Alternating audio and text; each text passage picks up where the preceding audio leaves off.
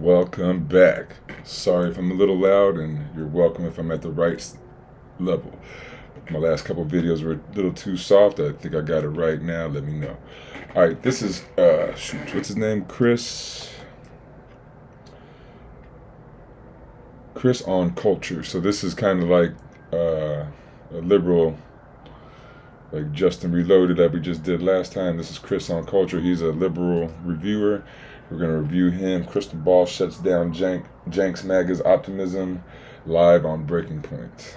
So let's see what Krystal has to say to Cenk. What in the world am I thinking being slightly optimistic? Well, there's two parts to it. One is the establishment being defeated. We got to come back to that because that's so important. Okay. But on Trump, you should always at least be slightly optimistic. You want to hope for the best, right? the new break in the car, and this is me out on a limb, okay? Okay. Is right-wing populists. Cenk was a guest on Breaking Points with Krystal to have a discussion, a debate, a conversation about Donald Trump's upcoming term, and Cenk having some optimism about that. Now, is this just part of Cenk right-wing, rightward turn that so many people believe that he is making, or is Cenk really onto something here? We're going to take a look at these clips from Breaking Points with Krystal and Cenk, and I'm going to share my thoughts about this as well. Let's check it out together. So, okay, I can see you're grimacing. Okay. Listen, I am,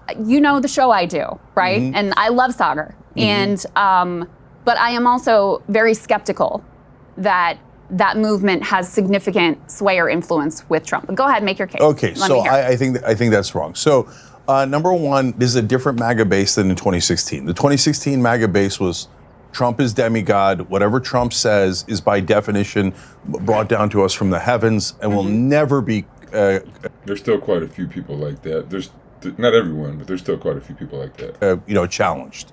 So I had no interest in that base, right? And it was filled with. I think Cenk is wrong here. I don't think the base has changed. They all think that Donald Trump is a god, and I've seen no evidence that there's been any change with the base. I wouldn't say they all think that Donald Trump is a god, but a good portion of them love him a little too much. With old school Republicans, some establishment guys, but not that many, but still they were hanging in there. Then they had the religious guys who were like, yeah, let's go kill everyone in the Middle East so Jesus can come back and stuff. Like Mike Huckabee. Yeah, but those guys have lost a lot of power within that base. So now within the right-wing base. Pete Hegseth, sorry, I'll let you finish, but. Mike Huckabee got a job in the cabinet. Pete Hegseth, Mike Huckabee, like these no, people I know, Mike Waltz. But Krystal, Huckabee is Team Miriam, right? So she's the one. He's Team End Times. Okay, yeah, I know. So Miriam Adelson got Marco Rubio, Stefanik, Huckabee, and Walz in. Yeah. Those are all neocons, war hawks. Hegseth too. Yeah, and Hegseth with kill all the Muslims. I mean, I'm not unclear about that. Yeah. And I know that in a lot of ways I'm in the crosshairs, right? But don't discount the bros, okay? So the bros have brought in a huge new part of his base. And don't discount the moderates that are so sick of the Democratic Party that they flipped over, moderates, independents, to Trump. And they're not looking to deport every human being in America that isn't, evangelical Christian. They're not looking. The bros don't even agree on abortion with the Republican Party, right? So, like when you talk about Joe Rogan and Portnoy and all those. But we went over in a video a few days ago how Joe Rogan is more left. Like he's talking about trying to win moderates and these people who want to go right. Let them go right. Go more left. Go to universal health care, to housing, and to food and schooling and stuff like that. Don't try to meet the Republicans halfway to the right. You want to go left and show people a different view of things. Those guys, we have our disagreements with them, no question, right? Yeah. But those guys are breaking the car. If let's say they do what one of Trump's potential picks was threatening to do, which is deport and denaturalize and arrest Mehdi Hasan. Right? That's a specific threat that one of the potential appointees had, right? Who said that? I think Mike Davis. Okay. So he was being considered for attorney general. And so, by the way, good news, he didn't pick him. But Kash Patel says things like that. Hegseth says things like that. I think if they go to do that, and this is where people you got me on tape, you'll say, ha, Cenk was so naive. That's when I think the Rogans of the world will come out and go, what are you doing? Really? I thought we were against cancel culture. I thought we were for freedom. You don't agree with Mehdi Hassan's position on Israel, so we're going to denaturalize him, a thing that doesn't even exist? No, I think they're going to say no, okay? And here's the absolute litmus test. Okay. On Israel, so Team Israel, Team Miriam will drive him towards war. Today, Donald Drive them towards war? They're not at war? What does that even mean? Trump said that he's going in that direction. Yeah. He said that there's going to be hell to pay for the Palestinians and for the entire Middle East if the hostages aren't returned. Are they not paying hell already? Like, people act like, how much worse can it get? I don't know what more hell they could live in, right? Exactly. But that's Trump saying, I will murder anyone on behalf of Israel, okay? And I will start any war on behalf of Israel. I think Cenk Uygur is giving way too much credit to Joe Rogan for being anything more than a useful idiot. Joe Rogan and the other people like him. So, I No matter who Joe you Rogan are, as much of a there are useful times it can be idiot as tough some to other be people. yourself when you. Joe Rogan If they start- was big on the left. He was talking about if you're not on the team if you don't have empathy for these ladies coming across the border with their babies and stuff. And he said he wanted to pay higher taxes if people could get health care and education. It's a couple videos ago. Go check it out. I'll put it at the end of this one. Pushing back on Trump's policies, then Trump might not say this, but his surrogates, the Fox News people, Sean Hannity and the like, are going to say, hey, thanks for helping to get Donald Trump elected. Now just go back to being a podcaster. We don't really care what you have to say about abortion or wars in the Middle East or whatever. And if Cenk's going to get into the possibility of Donald Trump starting a new massive war in the Middle East. And his name is Cenk. He said his name already. I hate when people can't say people's names, especially when you hear him say it. He just said his name was Cenk. All the podcasters and everything can push back on that, and the defense contractors who really are running things are going to say, hey, we're going to make billions or even trillions of dollars. We don't care what Joe Rogan has to say. And Donald Trump doesn't have to get reelected. I mean, just assuming that, he doesn't try to stay in there past his term and we just have a normal thing where this is his second term and that's done. He doesn't have to get reelected. So he doesn't need Joe Rogan or any of the bros anymore. They served their purpose. They were the useful idiots that helped to get him elected.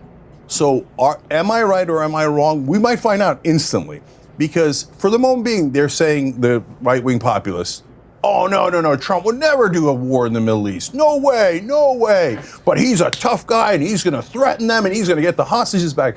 But what I'm trying to explain to them is, and I had this conversation with Rudy Giuliani at the RNC. Brother, when you say, oh, he's threatening them, so that's good negotiation. But what if somebody calls his bluff? And in the case of the Palestinians, they don't have a choice, because what Trump is saying is, in order to get the hostages back, Israel wants to ethnically cleanse and take half of Gaza. No Palestinian will ever agree to that, right?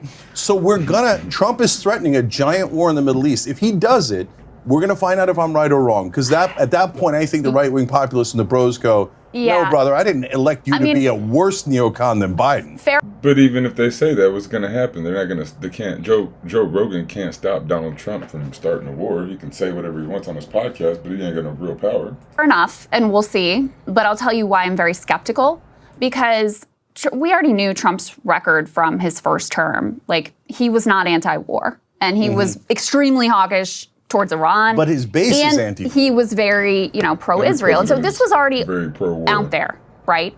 And yet you still had people like RFK Jr. and Tulsi Gabbard who were claiming he was anti-war, even though they had said, both of them, totally contradictory things previously. And also claiming that he's anti-censorship and pro-free speech. I mean, to me, that's just utterly preposterous. This is someone who wants to tighten the libel laws, who wants to criminalize flag burning. The Republican Party has launched a wave of bills across the country to crack down protests, et cetera. Has talked more than once about how he thinks that NBC should lose their license because they make fun of him on Saturday Night Live. And so even in spite of all of that, they still continue to hold him out as some, beacon of free speech and beacon of anti-war dovishness.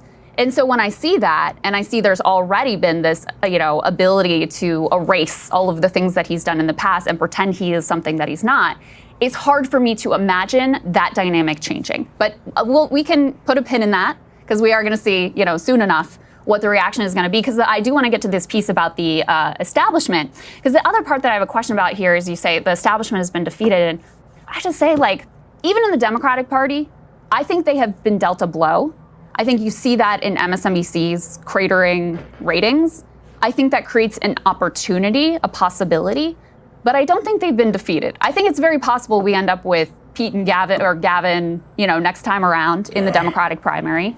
These people are. I don't want any more liberals. See, this breaking point, shows like this, we need to promote the Green Party. Start getting the Green Party going, get them going for, 2026, right? Put them in, get them in for as many senators and mayors and schools, city council jobs as we can, and then go hard for 2028 and put a presidential candidate out there, because nobody wants the Democrats. Nobody. We need to focus on that 43 to 53, whatever percent of people who don't vote, and then the Democrats and the people like Joe Rogan, that are actual populists that will come to us. They don't want to be in the Republicans. They just ain't got nowhere else to go. Very resilient. I think you have a lot of affluent liberals who will think that they could be the answer to the problems, et cetera. They still have a lot of money power. But on the Republican side too, for me, the ultimate final boss establishment is the billionaires who rig the rules for their own benefit. And the billionaires have basically never been more blatantly in control than right now. We elected a billionaire to be president.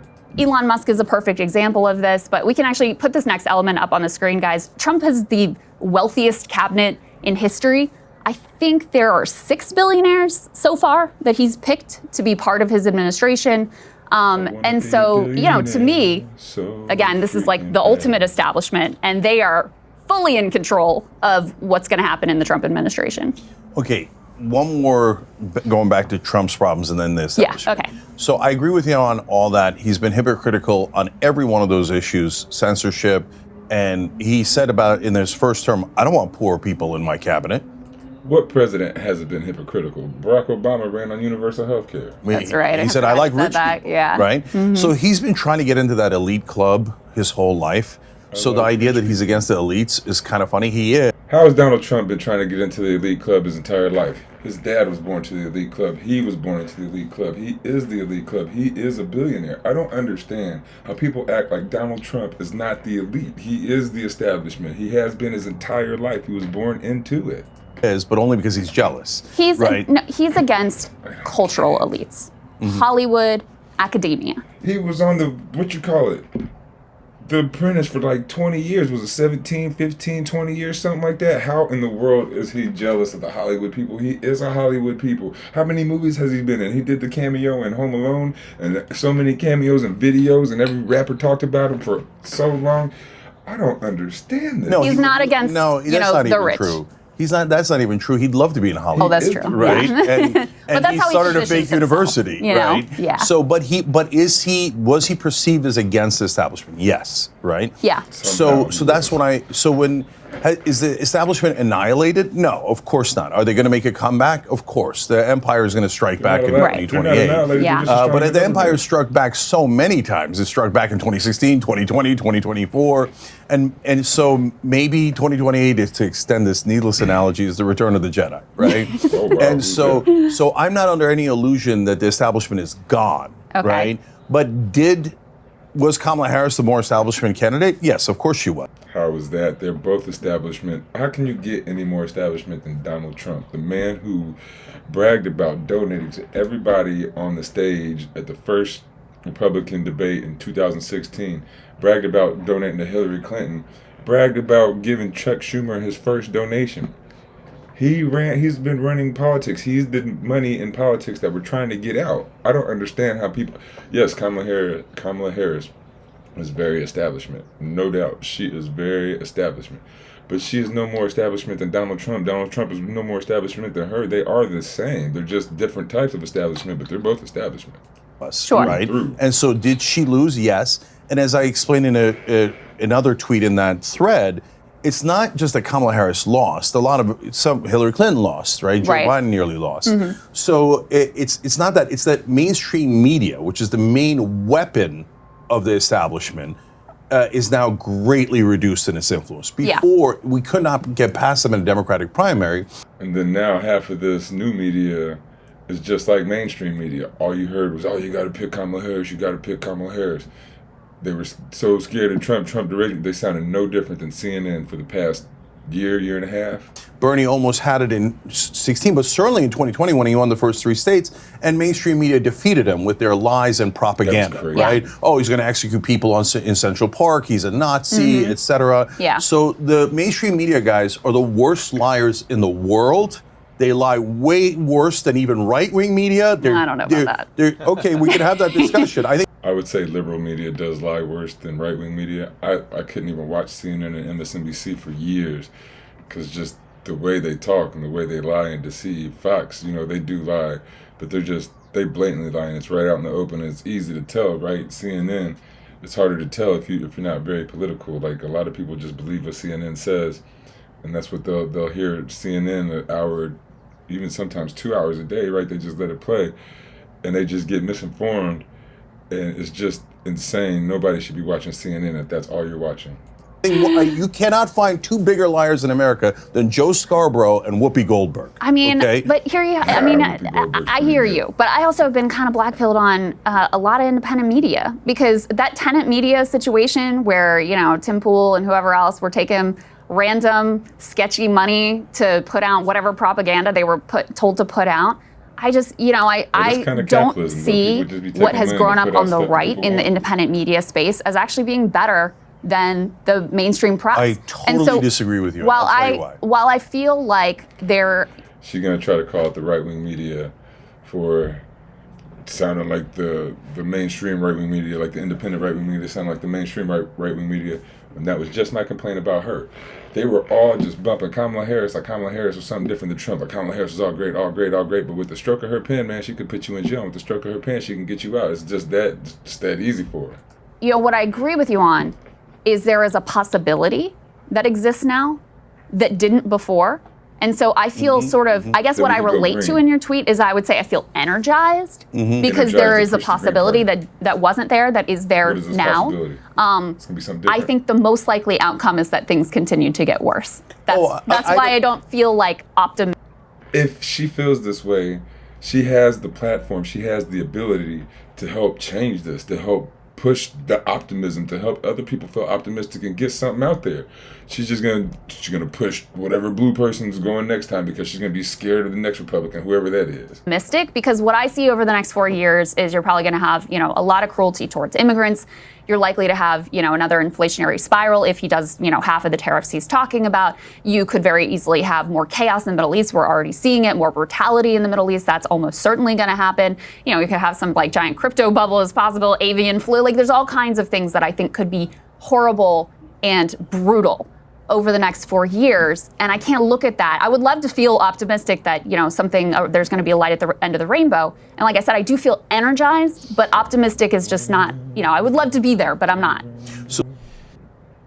Weight loss by him. So GLP-1 injections for as little as $199 per month. She has a big platform to where she can help out with a lot of this. What's going on, guys? Built this little mini gym area that show you guys what a very small. Guys. I think Krystal Ball is much closer to being correct here than what I think Cenk Uygur is. I do think Cenk Uygur is being naive, and this idea that I know he's saying that the establishment isn't completely destroyed, but the establishment still has plenty of power.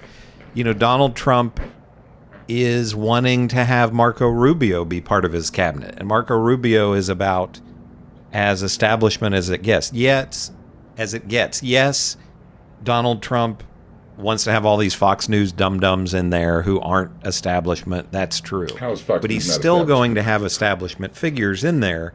And there are certain aspects, I believe, that Trump cares about, mainly him just looting money. And there are other aspects that I don't think he cares about.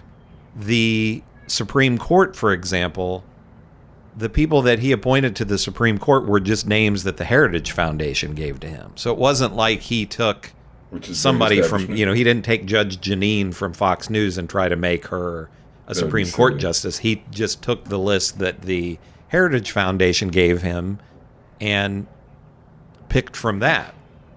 So there's going to be a lot of areas where the establishment, in terms of his cabinet and his administration will have power. And then as far as the media, yes, certain media figures who are establishment have been hurt, like Morning Joe, but they're not going anywhere. You know, there'll be some establishment person to replace Morning Joe if he gets fired or his show gets canceled. And Cenk doesn't even address all the establishment people in the Democratic Party. We're not going to all of a sudden have populist candidates in 2028. It's going to be Gavin Newsom and people like that who will... If that's the case, we need a new party. We need to go green.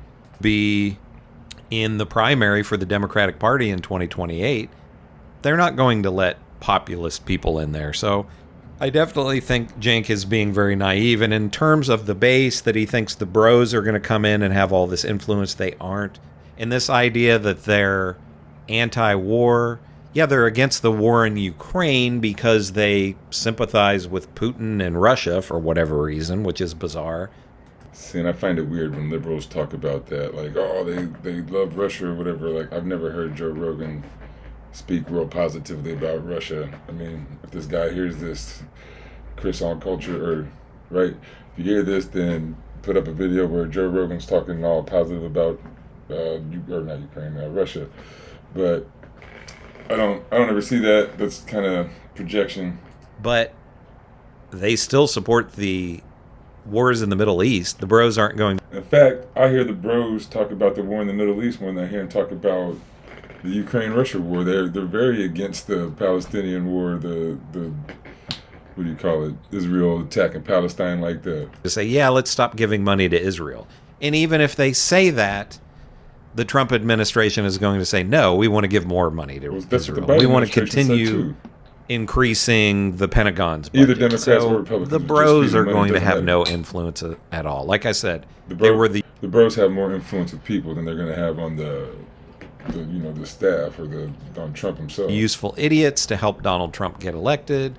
Thank you very much. The Trump administration says to helping us to do so.